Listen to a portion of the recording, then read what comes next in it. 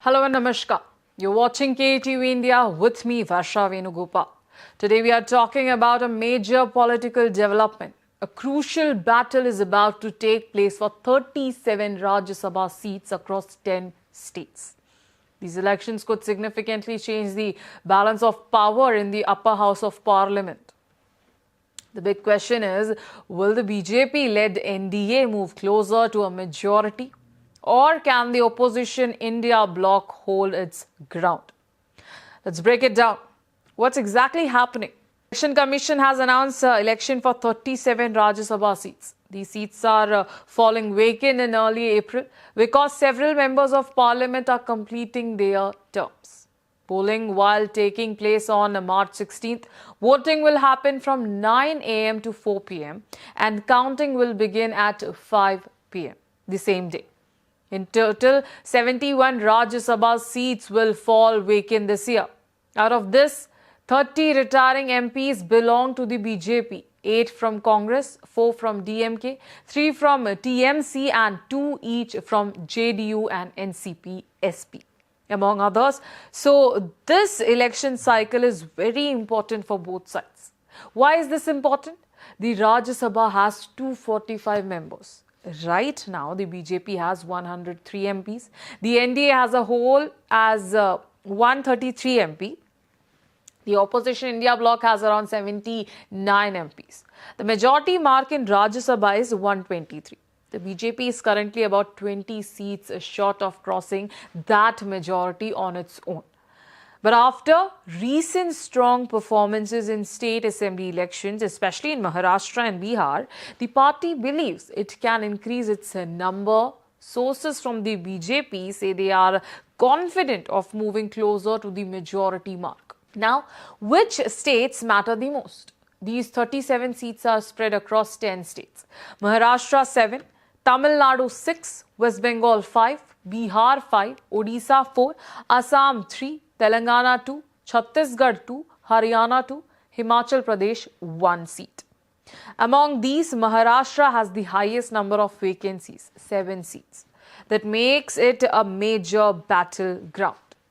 Several senior leaders are retiring this April. From Maharashtra, it's Sharad Pawar, Ramdas Athwale, Priyanka Chaturvedi. From Tamil Nadu, M. Thambidurai, Tiruchi Shiva. Other prominent leaders retiring including Abhishek Manu Singhavi from Telangana, Upendra Kushwaha from Bihar, Saket Gokhale from West Bengal, even Rajya Sabha Deputy Chairman Harivansh is retiring.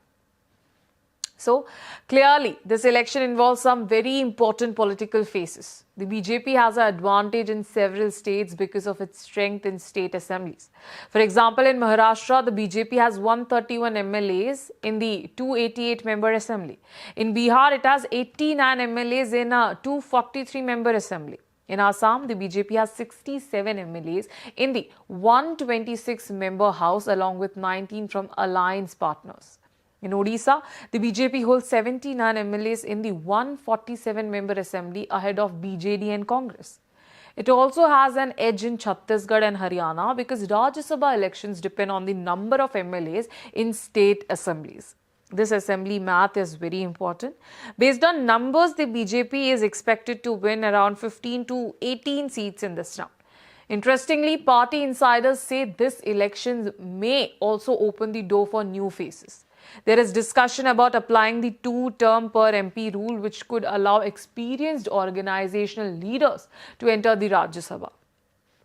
There is also speculation that the BJP's newly appointed national president, Nitin Nabin, could enter the upper house for the first time. But the BJP also faces challenges. It must balance seat sharing with alliances in Maharashtra, like the Shiva Sena led by Eknath Shinde and the NCP faction led by Sunetra Pawar. In Bihar, Chirag Paswan's growing political presence could influence negotiations. So, while the BJP has an advantage, alliance management remains crucial. What about the opposition? For the India bloc, this election cycle is more difficult. Leaders from the opposition admit that their overall strength in the Rajya Sabha may decline. Maharashtra is their biggest concern. Parties like Shiva Sena, UBT and NCP SP may see reduced representation.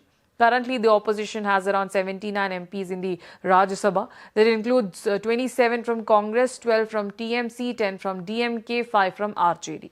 However, some states the opposition is comfortable. In West Bengal, the TMC has 225 MLAs in the 294-member assembly, giving it a strong position. In Telangana, Congress holds 64 MLAs in the 119-member house. In Tamil Nadu, the DMK-led alliance has a majority. So while the overall numbers may shrink, certain regional parties remain secure in their states. This election is not just about numbers, it could also test the unity of the India alliance. If party loses seats, internal tensions may rise. Leadership question may come up again. Negotiations over seat sharing and strategy could become tougher. For NDA, moving closer to majority in the Rajya Sabha would make it easier to pass legislation over depending too heavily on smaller parties. That's why March 16 is politically significant. To sum it up, 37 seats are going to be polls.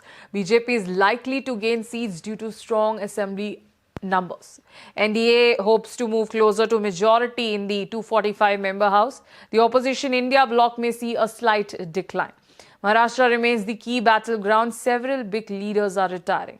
Alliance politics will play a major role. The results on March 16 will not just decide who wins, how many seats they will shape the political equation in parliament for the coming years.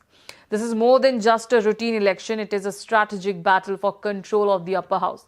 We'll keep tracking every update. Till then, keep watching KTV India.